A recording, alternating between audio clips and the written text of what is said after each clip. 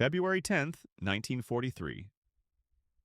A damp cellar in Beketovka, smelling of wet earth and disinfectant. The air was colder inside than out on the shattered, snow-swept street. The man wore the uniform of a conqueror, but his wrists were bare. Not just his wrists. His fingers stripped of rings. His pockets emptied of everything but lint and a faded photograph.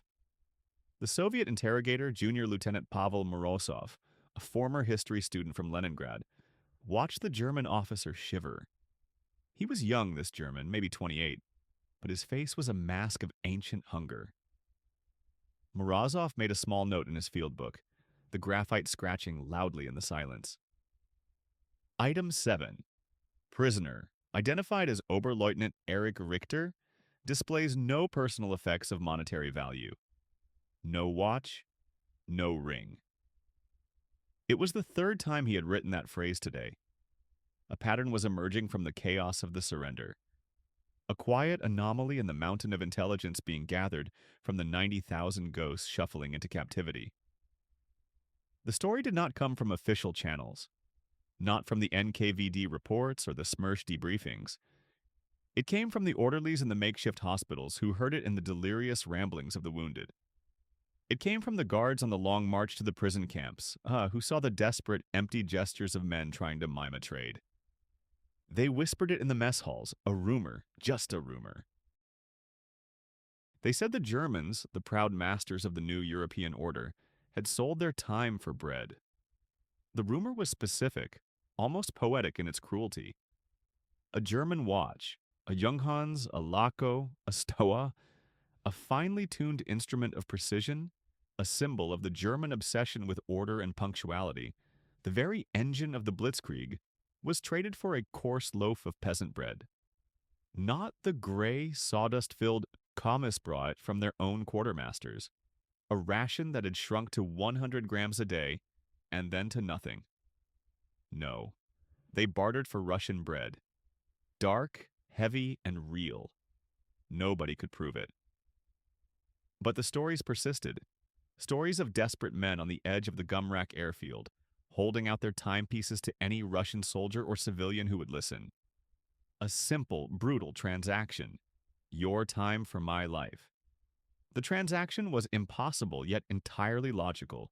From the moment the pincers of Operation Uranus snapped shut in late November 1942, the Sixth Army ceased to operate on military time.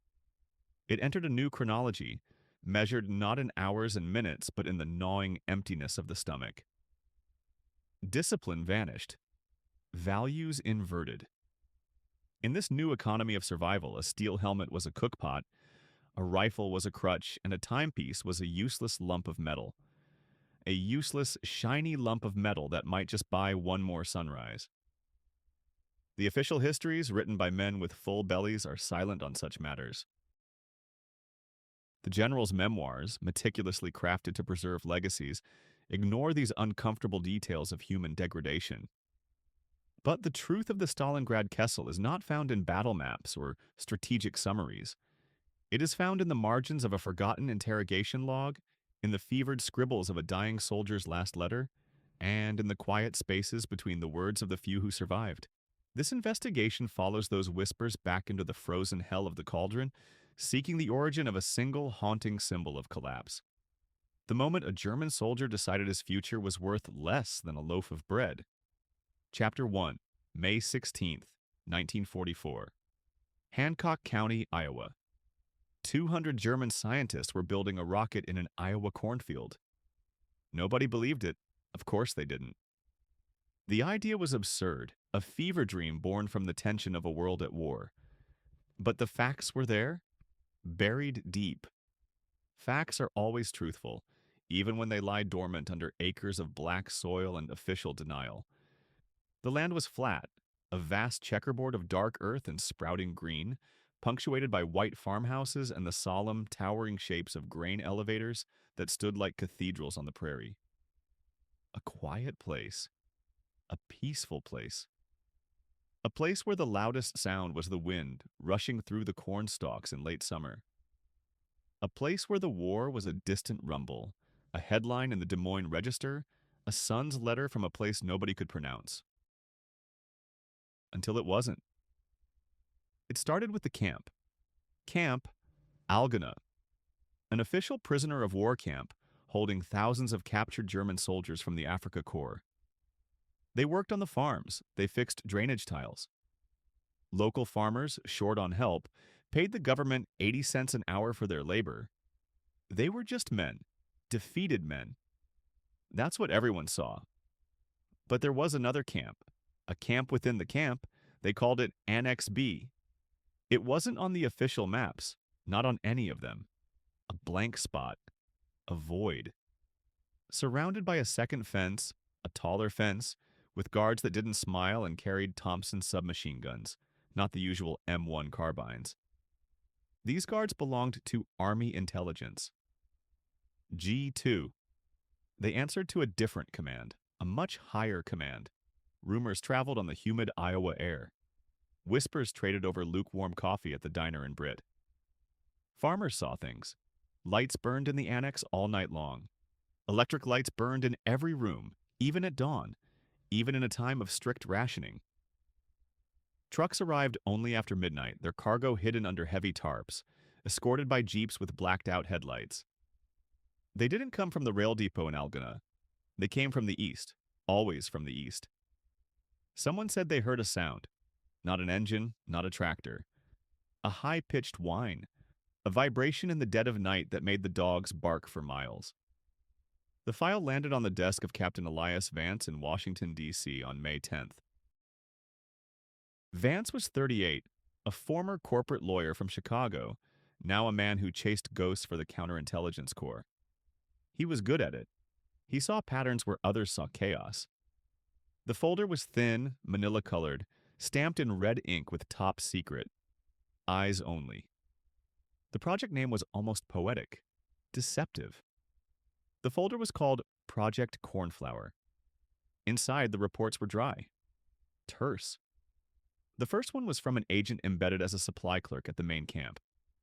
His name was Miller. The report, dated April 28, 1944, stated that a special contingent of prisoners had arrived. They weren't soldiers, not like the others. They were older. They wore spectacles. They never did manual labor. They were housed in the new barracks in Annex B. The report listed their names: Schneider, Becker, Wagner, Kaufmann, Kleine, Gross, and then another list, a different list. This one was compiled from intercepted mail that never reached Germany. Dr. Helmut Richter, age 51, physicist from the Kaiser Wilhelm Institute. Werner Krauss, age 46, optics specialist from Zeiss Jena.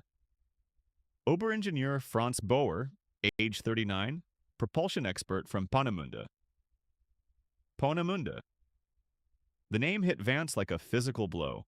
He knew that name. Everyone in G2 knew that name. It was the heart of Hitler's vengeance weapons program, the V2, the rocket that was supposed to turn the tide of the war. These men weren't simple prisoners. They were the brains. They were the architects of a new kind of death, and they were in Iowa. A second report detailed their privileges. They received extra rations, meat, real butter, fresh milk. They were given books, scientific journals, technical manuals, university textbooks, all in German, flown in from somewhere. They were given paper, reams of it, and pencils, boxes of perfectly sharpened pencils. They weren't digging ditches, they weren't picking corn. They were thinking, they were designing. They were building. Building what? The question hung in the stale air of Vance's office. He read on. The reports grew more frantic. The midnight trucks were bringing in strange materials. Not food, not medical supplies. Crates of vacuum tubes, spools of copper wiring of a specific gauge, machined aluminum parts, cylinders of compressed gases.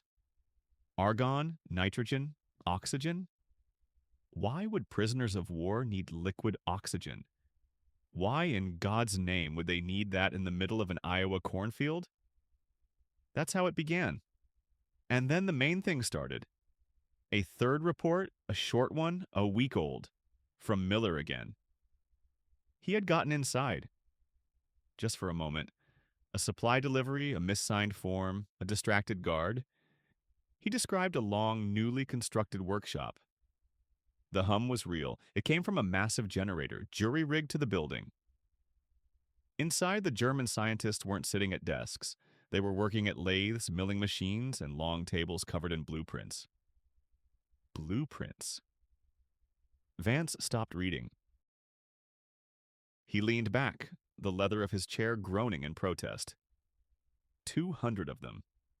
200 of the Reich's best scientific minds captured not on the battlefield, but surrendered under very strange, very classified circumstances in neutral territory. Smuggled into the United States and put to work, not for Germany, for America. He flipped to the last page in the folder. It was a photograph, grainy and dark, taken with a hidden camera.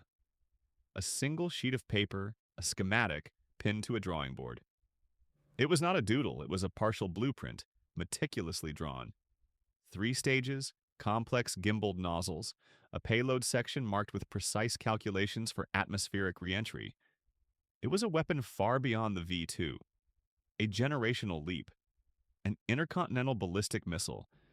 And at the bottom of the schematic, in neat block letters typed by an American hand, was a single word. A project designation. Harbinger. Captain Vance stared at the word. The wind from his open window rustled the papers on his desk, but he didn't notice. The quiet fields of Iowa, the unsuspecting farmers, the distant war, it all collapsed into this one terrifying photograph. A German design, an American name, a secret born in the heartland. The war in Europe was only half the story. Chapter 2, May 16, 1944. Hancock County, Iowa. 200 German scientists were building a rocket in an Iowa cornfield. Nobody believed it. Of course they didn't. The idea was absurd. A fever dream born from the tension of a world at war. But the facts were there. Buried. Facts are always truthful, even when they are buried under 60 years of silence and black ink.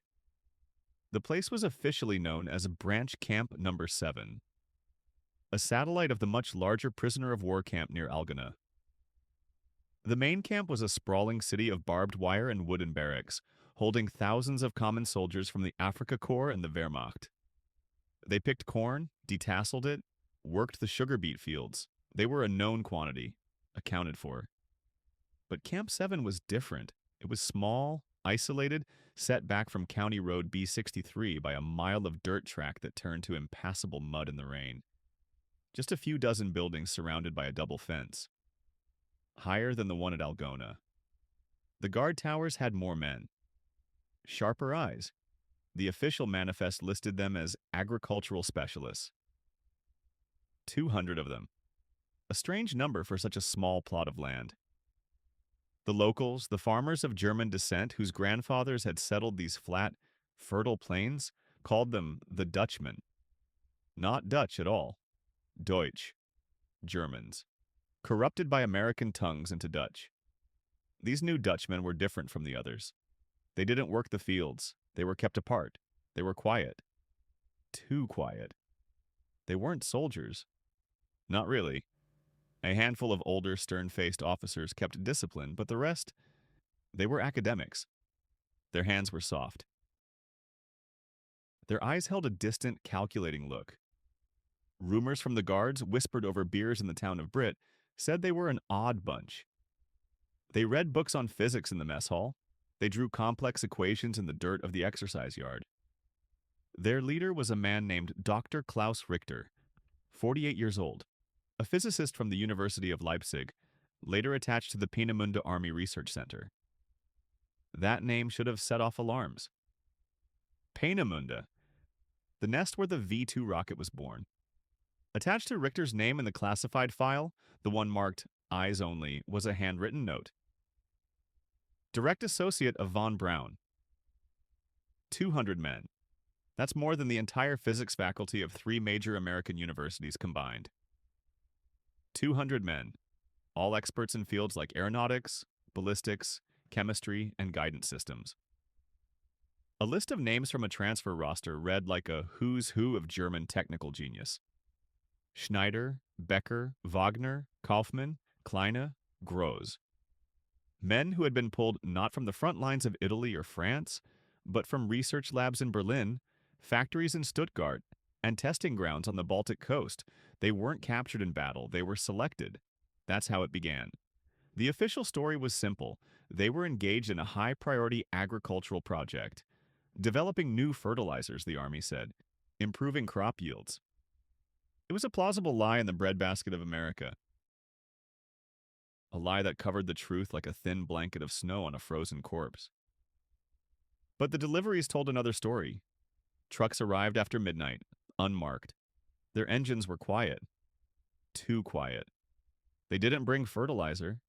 They brought steel cylinders, strange spools of copper wire, vacuum tubes by the crate, and barrels of chemicals with warning labels that made veteran quartermasters nervous.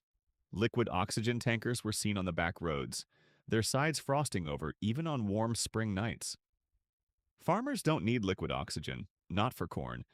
The folder was called Project Cornhusker, a folksy, disarming name for something so sinister. That was the American name, the one used in memos between the War Department and the Office of Scientific Research and Development. Inside the camp, the Germans had their own name for it, a name whispered among the chosen few. A guard, a 20-year-old private from Des Moines named Miller, overheard it once. He didn't speak German, but the words stuck in his head. It sounded powerful, mythic. Project Walhalla. The power grid for Hancock County experienced strange fluctuations. Brownouts in the middle of the night, followed by immense, unexplainable surges. Old Man Hemmings, whose farm bordered the camp's southern fence, told the sheriff he saw brilliant, silent flashes of blue-white light coming from one of the long, windowless sheds. The sheriff, a man named Dave Jensen, paid a visit. He was met at the gate by a tight-lipped captain from Washington. Not a local officer. A man with cold eyes and a briefcase chained to his wrist. Jensen was told, politely but firmly, to forget what he'd heard. National security. The sheriff knew how to take a hint. He told Hemmings he'd probably just seen heat lightning. Nobody saw anything. Nobody knew anything. That was the rule. But something was being built in that Iowa cornfield. A report declassified in 1998 contains a fragment of a logbook from Camp 7. A single, partially burned page recovered from a sealed evidence locker. The entry is dated May 12, 1944. It's written in precise German script. Static test of T-Stoff injector assembly successful. Minor corrosion on valve housing. Richter recommends nickel alloy replacement. T-Stoff, a highly concentrated, dangerously volatile hydrogen peroxide solution. It wasn't used for fertilizer, it was used as an oxidizer for rocket fuel, the fuel that powered the V-2. 200 German scientists, in the middle of America, 6,000 miles from Berlin. They weren't prisoners building a weapon for their captors. The secrecy was too absolute, the resources too specific. The guards were there to keep people out, not to keep the Germans in. The feeling, the one that grows in the pit of your stomach as you read the files, is that they were working on their own project, a last, desperate roll of the dice. A secret weapon to be deployed not from the coast of France, but from the very heartland of their enemy. And then the main thing started, a second fragment of a report. This one from an American observer, a physicist from Caltech assigned to monitor the project. His name is redacted. Almost the entire page is blacked out, but a few lines are legible. Calculations confirmed by Richter's team. Trajectory stable at 120 kilometers altitude. Payload capacity estimated at 1,000 kilograms. Target acquisition remains the primary variable. The calculations weren't for a weather balloon. They were for a weapon. A weapon with a 1-ton payload and a range measured in hundreds of miles. A weapon launched from the heart of America. And the target map was missing. Chapter 3. May 16, 1944, Hancock County, Iowa. They called him the Colonel, not his rank, his title. He was a ghost, a rumor with a uniform, the invisible heart of the entire operation. 200 German scientists worked under the flat Iowa sky, but they all worked for him, for the Colonel. Nobody knew his real name, not the American guards, not the local farmers who saw the strange trucks rumbling down dirt roads at night, not even most of the Germans themselves. He was simply a presence, a feeling, the cold certainty that you were being watched, always being watched. Some said he came directly from Peenemünde, one of Werner von Braun's top men. A genius in logistics. Others whispered of the Eastern Front, of a special operations command attached to the Sixth Army before Stalingrad. They said he had walked out of the encirclement. Walked out alone. The rumors were never confirmed. They were just there, floating in the humid air between the cornstalks and the machine shops. Maybe they came from the whispers of the senior physicists, the ones who met with him behind closed doors. Maybe they were leaked from the OSS minders tasked with keeping the project contained. Maybe they were just born of fear? It didn't matter, the effect was the same. Absolute discipline. Absolute secrecy.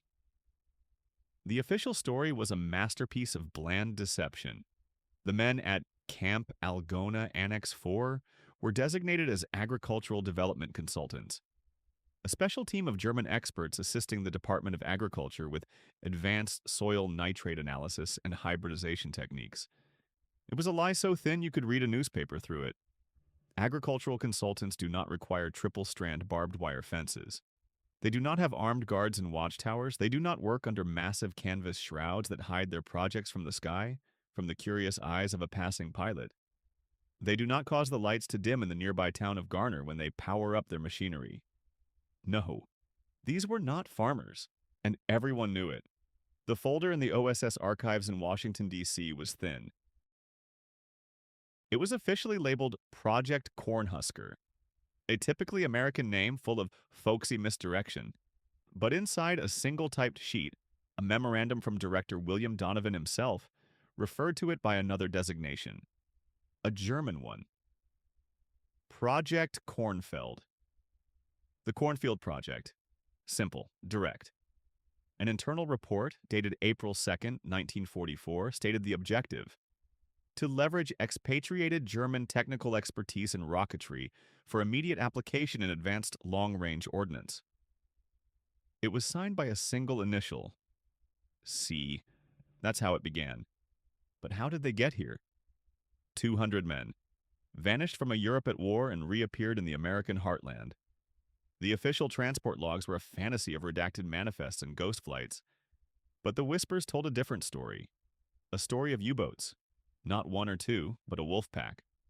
A silent rendezvous off the coast of Cape Hatteras in the dead of winter, 1943. Men transferred in rubber dinghies on a black, churning sea. No names, just numbers. Then unmarked trucks, a secret train route that bypassed all major depots, a journey into the vast, empty center of the country. To a place where you could build a ladder to the moon and no one would ever see it. A journey into oblivion. They were the best. The absolute best Germany had to offer, spirited away before the fall. Men whose names were spoken with reverence in the lecture halls of Heidelberg and Göttingen. Schneider, Becker, Wagner, Kaufmann, Kleine, Gross. The list went on. Propulsion, guidance, aerodynamics, telemetry. Each man a master of his dark craft. They were given everything they needed, unlimited budgets, rare materials flown in from government stockpiles in Nevada and Tennessee. Food that other Americans were rationing. They lived in clean, new barracks, a small, sterile German village planted in the black Iowa soil. They were prisoners, yes, but they were privileged prisoners. That's where the questions began. The questions grew louder on the night of May 10th. A low, rumbling whump that shook the windows in farmhouses 5 miles away. A flash of greenish-white light that briefly illuminated the underside of the clouds. An accident. A fuel mixture test in Workshop 4. That was the official explanation given to the nervous local sheriff. But inside the wire, the story was different. It wasn't an accident, it was a breakthrough. A successful static firing of a new type of engine. An engine that burned a fuel no one had ever seen before. A fuel that left a strange, vitrified residue on the concrete test stand. A glassy slag that hummed with a faint energy of its own. And then the main thing started. The colonel appeared. Not as a rumor, but in the flesh. He walked out of his command office and into the glare of the work lights, striding toward the smoldering workshop. His name, the senior staff learned, was Oberst Werner von Absalon, 45 years old. He wore a crisp field gray tunic, stripped of all insignia except for a knight's cross at his throat. He had a face that looked like it was carved from granite, bisected by a thin white scar that ran from his left temple to his jaw. He didn't shout. He didn't need to. He moved through the frantic engineers and technicians like a shark through a school of fish. He knelt, examined the glowing residue, and spoke 2 words to his chief physicist, a man named Dr. Emil Ziegler. The words were quiet, unheard by the Americans. But Ziegler turned pale. The work changed after that night. The focus shifted. It was still a rocket. But it was also something more. The rumors began to twist into a new shape. This wasn't for a bomb to be dropped on Berlin or Tokyo. The scale was wrong. The purpose was different. The secrecy doubled. The German engineers stopped speaking to each other in the mess hall. They communicated in clipped technical jargon or not at all. They were building something for him. Only for him. A new section of the compound was cordoned off. Section Gamma. The work there was known only to von Absalon and a handful of trusted men from the old days. Ziegler, Schneider, Gross.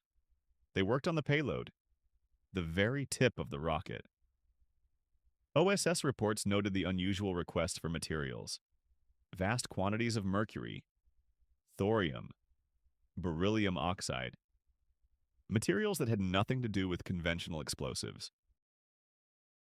An American technician, a 22-year-old corporal named Sam Jones from Des Moines, caught a glimpse inside Gamma before being violently shoved away. He saw it for only a second. A strange bell-shaped object, about 9 feet tall. It was covered in ceramic tiles like a furnace, and it was giving off a low, deep hum. The colonel wasn't building a weapon for the Americans. He was finishing a project he had started somewhere else, somewhere deep in a German forest or a Polish mine. The OSS folder, Project Cornhusker, was a lie. The internal German designation, Project Kornfeld, was also a lie, a cover for the real name. The name whispered by Dr. Ziegler that night, after he saw the glowing residue. The name of the object in Section Gamma. The real name of the project. Die Glock. The Bell. Chapter 4. They were not allowed to dream in German. That was the first rule, the unwritten one. They could speak German in the labs, over schematics and thrust calculations. They could think in German, their minds racing through complex equations in their native tongue. But the dreams, the subconscious wanderings of the night, those were meant to be American property, the colonel insisted. He never said how he would enforce it. He never had to. The fear was enough. May 16th, 1944, Hancock County, Iowa. The mail arrived twice a week, on Tuesdays and Fridays. It came in a gray canvas sack delivered by a silent Army corporal who never made eye contact. The letters were a lifeline and a leash. Each one was a carefully curated piece of fiction. Every word was read, every sentence sanitized. Major Elias Vance was the man who held the black marker. He was a censor from the Office of War Information, a thin, bird-like man from Philadelphia whose only joy was redaction. He could smell a hidden meaning from 100 yards. He could feel the weight of an unwritten word. The file was called Project Chimera, Communications Protocol. It was 3 inches thick. It detailed the permissible topics: weather, vague assurances of health, a longing for apple strudel.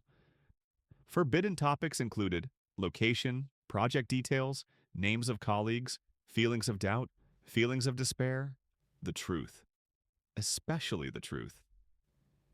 The letters the scientists received were just as sterile, ghost written by Vance's department from vague notes supplied by the families. A performance of normalcy for an audience of geniuses held in a gilded cage. Most played the game. They wrote about the surprisingly warm Iowa sun, the quality of the coffee, the good work they were doing for the future. Blah, blah, blah. The blandness was the point.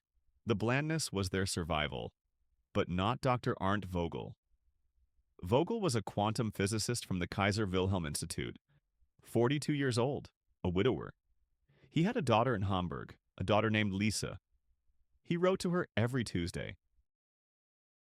His letters were masterpieces of affection, filled with loving memories of walks in the Tiergarten, of the scent of lilacs in their old garden. Vance's assistants, mostly young women from Vassar and Smith who were fluent in German, would read them and sometimes weep. They saw a loving father, a lonely man. Vance saw a threat. He saw patterns. "My dearest Lisa," Vogel wrote in a letter dated April 11th. "I remember the fifth swan we saw in the lake, so proud and white. Then came the three little ducks paddling furiously. And do you recall? 7 crows flew overhead, a dark arrow in the sky. The numbers, always the numbers. Vance saw them instantly. 5, 3, 7. They were hidden in every letter, camouflaged as birds or flowers or stories he told his daughter. A simple substitution cipher, a child's game. Vance let it go on for weeks. He let the numbers accumulate. He wanted to see the whole message, the whole betrayal. He charted them on a large sheet of graph paper in his locked office. 5, 3, 7, 2, 0, 9, 4, 1, 1, 8, 6, 2. It was a sequence. A long, complex sequence. Vance, who had spent his life breaking the codes of lovers and spies, felt a cold thrill. This was not a message home. This was not a cry for help. This was something else entirely, something cold, something professional. The colonel was informed on May 12th. He arrived from Des Moines as in a black Packard without markings. He did not speak to Vance. He simply took the file and the graph paper. He sat in Vance's office for 3 hours, the only sound the whisper of paper and the slow, steady ticking of the clock on the wall. The colonel, they said, had a mind that saw not just patterns, but the reasons for patterns. He saw the architecture of a man's soul in a handful of numbers. 3 hours. That's how long it took. 3 hours to decide a man's fate. When the colonel left, he handed the file back to Vance. He said only one word. Valhalla. Nobody knew what Valhalla really was. It was a rumor. A whisper in the barracks after lights out. A place for those who couldn't handle the pressure. A place for those who broke the rules. Some said it was a psychiatric facility in Minnesota. Some said it was an interrogation center in Utah. The older scientists, the ones who had seen things back in Germany, in Dachau, in Oranienburg, they never spoke of it. They just looked away. Arndt Vogel was not at dinner that night. His seat between Schneider and Kleine was empty. His portion of roast beef and potatoes sat untouched. Nobody asked. Nobody dared. The next morning, his bunk was stripped. The thin mattress was bare. The wool blanket was gone. His books, Goethe, Schiller, a worn copy of Rilke, had vanished from the small shelf above his bed. It was as if he had never existed. 199. There had been 200. Now there were 199. The rocket math did not change. The thrust equations remained the same, but the human equation had been altered. Permanently. A variable had been removed, and then the main thing started. A week later, a new man arrived. He was brought in by military police, not with the quiet deference shown to the other scientists, but with a hard-edged formality. He was not German. He was Austrian, they said. His name was Oster, Dr. Klaus Oster. He was young, maybe 30, with pale eyes that missed nothing and a smile that never reached them. He was a specialist in telemetry. In guidance systems, he was assigned Vogel's bunk. That night, as the wind howled across the flat Iowa plains, a young engineer named Richter couldn't sleep. He kept thinking of Vogel. He kept thinking of the empty chair, the stripped bunk. On a whim, driven by a mixture of fear and a strange, sudden courage, he went to Vogel's old bunk. He ran his hands over the cold metal frame, under the mattress Oster now slept on. He was looking for something, a note, a final word, a ghost. His fingers brushed against a piece of paper wedged deep into a hollow in the frame. It was small, folded tight, a photograph. Richter pulled it out, his heart hammering against his ribs. He expected to see Lisa, Vogel's beloved daughter, a smiling girl with blonde hair, but it was not a girl. The photograph was grainy, poorly printed. It showed two men in a forest, snow thick on the ground. They were smiling. One man was Arndt Vogel, younger, thinner, wearing a heavy coat. The other man wore the uniform of a major in the NKVD, the Soviet secret police. Richter stared at the photograph, the blood draining from his face. The numbers, the code. It wasn't a message to his daughter, it wasn't a message to the Allies. It was a message for Moscow. And Vogel hadn't been working alone. Richter looked at the face of the Soviet major, a face full of confidence and cold amusement. He had seen that face before. He had seen it that very afternoon. It was the face of the new arrival, the telemetry expert, Dr. Klaus Oster. What, then, is the true measure of a man's life? Is it the precise metallic ticking of a German watch, an instrument of order and conquest, or the simple yielding weight of Russian bread, a sacrament of survival? The question hangs in the frozen air of 1942, then drifts across an ocean to the sprawling farmlands of a nation still untouched by ruin. It is a question that defies a simple answer, a question that unravels the very fabric of war's grand narrative, revealing a truth far more unsettling than propaganda. The threads of this hidden story were never meant to be pulled. They were buried deep. Buried in the meticulous, dispassionate interrogation notes of Junior Lieutenant Pavel Morozov, the former Leningrad history student who saw not a monster, but a shivering, defeated officer offering the last symbol of his former life for a chance at the next. They were obscured by the frantic redactions of a thin, bird-like man from the Office of War Information, a censor from Philadelphia who wielded his black marker like a weapon against nuance, against any hint of shared humanity. The truth was a casualty, murdered in a quiet office. It was a ghost on the flat, checkerboard plains of the American Midwest, where the solemn, towering shapes of grain elevators stood as silent, ironic monuments to abundance, witnessed by men from the Africa Corps who had learned the calculus of starvation. Not the American guards, not the local farmers, not even most of the German prisoners themselves understood the full arc of the journey.